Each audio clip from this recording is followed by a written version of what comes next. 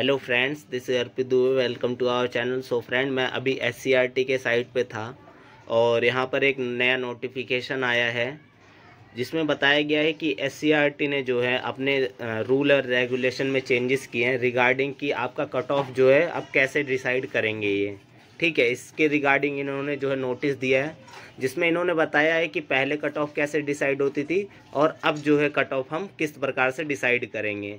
तो चलिए इस नोटिफिकेशन को हम डाउनलोड कर लेते हैं और बात करते हैं कि किस प्रकार से आपकी अब नए तरीके से जो है कट ऑफ डिसाइड होगी। सबसे पहले ऊपर नोटिस में लिखा गया है those candidate who did not update their 12th class marks in application form. आपको पता है 12th क्लास के आपके मार्क्स नहीं आए थे, उससे पहले फॉर्म निकल चुके थे और बाद में जब मार्क्स आ गए थे तो SCRT ने कहा कि जो है आप कंपलसरी हो गया है, आप अपने मार्क्स जो है एप्लीकेशन फॉर्म में फिल कीजिए। उनको जो है 31 जून तक का टाइम दिया गया था, 31 जुलाई तक का टाइम दिया गया था। लेकिन जिन कैंडिडेट ने एप्लीकेशन फॉर्म में 12th क्लास की मार्क्स नहीं भरे थे उनके लिए क्या क्राइटेरिया होगा वो भी इसमें बताया गया है।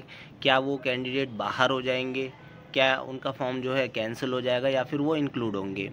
इसके अलावा यहाँ सेकंड पॉइंट में बताया गया है rank will be develop in the basis of CBT result. मतलब रैंक जो आएगी मेनली वो जो है आपकी कंप्यूटर बेस्ड टेस्ट के बदौलत ही जो है आपकी रैंक शो होएगी। इसके अलावा in case of tie in rank score of entrance exam the following criteria will be follow.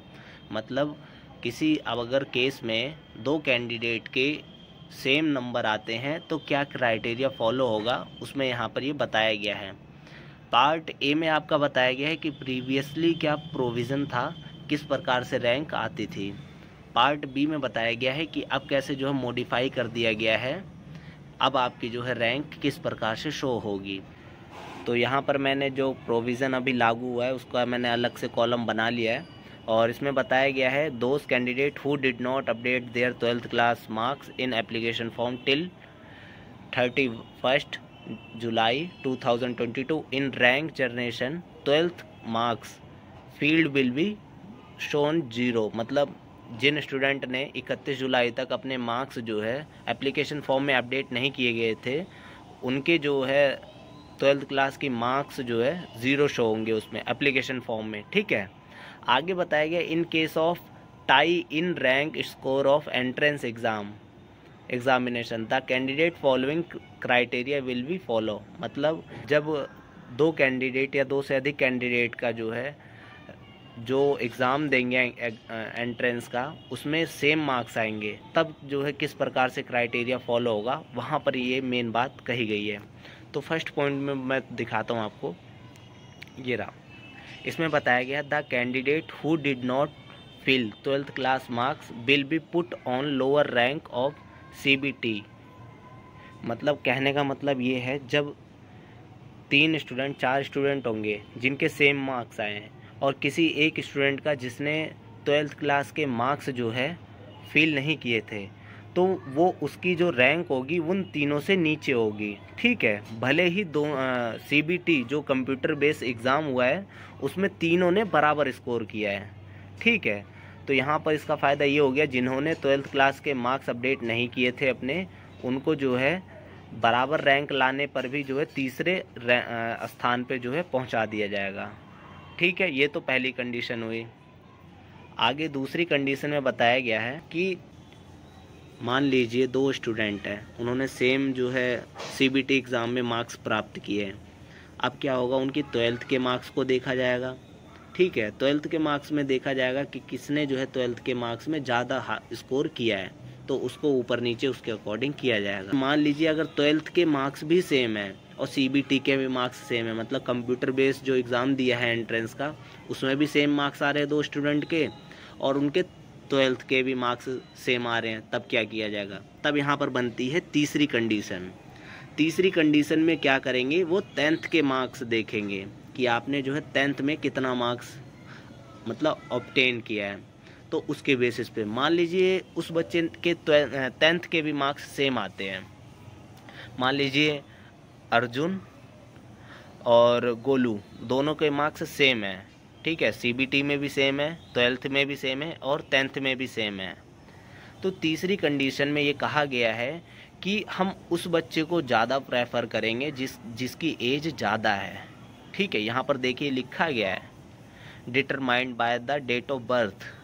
तीसरी कंडीशन देख लीजिए। ठीक है, अब आती है चौथी कंडीशन। मान लीजिए किसी बच्चे की जो है लगभग सेम डेट ऑफ बर्थ है। ठीक है, उसके 10th के मार्क्स भी सेम है, 12th के मार्क्स भी सेम है, और इसके अलावा जो है CBT यानी कंप्यूटर बेस्ड एग्ज़ाम में भी मार्क्स सेम आए हैं उसके। तो इस कंडीशन में क्या करेगी SCRT, वो अल्फ़ाबेट के अकॉर्डिंग रैंक डिसाइड करेगी। फॉर एग्ज़ाम्पल यहाँ दिया गया है कि अमित, भानु और चित्रा 3 स्टूडेंट बताए हैं। अमित और भानु और चित्रा के तीनों के जो है कंप्यूटर बेस्ड एग्ज़ाम में 100 मार्क्स आए हैं। ठीक है, उनकी परसेंटेज कितनी है 12th में मान लेते हैं 80-80 है तीनों की। ठीक है, 10th में भी उनकी कितनी है 80-80।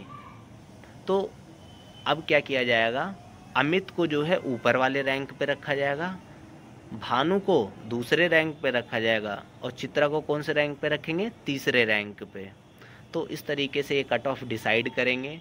इसमें मेन इम्पॉर्टेंट यही है कि अगर आप कंप्यूटर बेस्ड एग्ज़ाम में ज़्यादा मार्क्स लेके आते हैं तो आपकी रैंक वैसे भी अच्छी होगी। ठीक है, और आपके जो है नाम गवर्नमेंट डाइट में आने का चांसेस ज़्यादा रहेगा। ठीक है, और इसके अलावा अगर आपकी रैंक 11, 12 या 1500 तक आ जाती है तो आपका जो है गवर्नमेंट डाइट में नाम ईजिली आ सकता है। ठीक है, तो ये तो थी इम्पोर्टेंट नोटिफिकेशन जिसमें नया प्रोविज़न लागू किया गया है कि किस प्रकार से ये जो है अपने रैंक को जो है या कट ऑफ को जो है डिसाइड करेगी SCRT। और ये काफ़ी इम्पोर्टेंट इन्फॉर्मेशन है जो तैयारी कर रहे हैं अभी, और जिन्होंने अभी मतलब 12th का अपना मार्क्स अपडेट नहीं किया था उनके लिए थोड़ी सी बुरी खबर है। सो फ्रेंड्स, यही इन्फॉर्मेशन आप सभी को देनी थी, और इसका जो है नोटिफिकेशन का मैं PDF टेलीग्राम पे शेयर कर दूंगा, आप वहां से जाके डाउनलोड कर लीजिएगा। तो मिलते हैं अपनी नेक्स्ट वीडियो में। Thank you.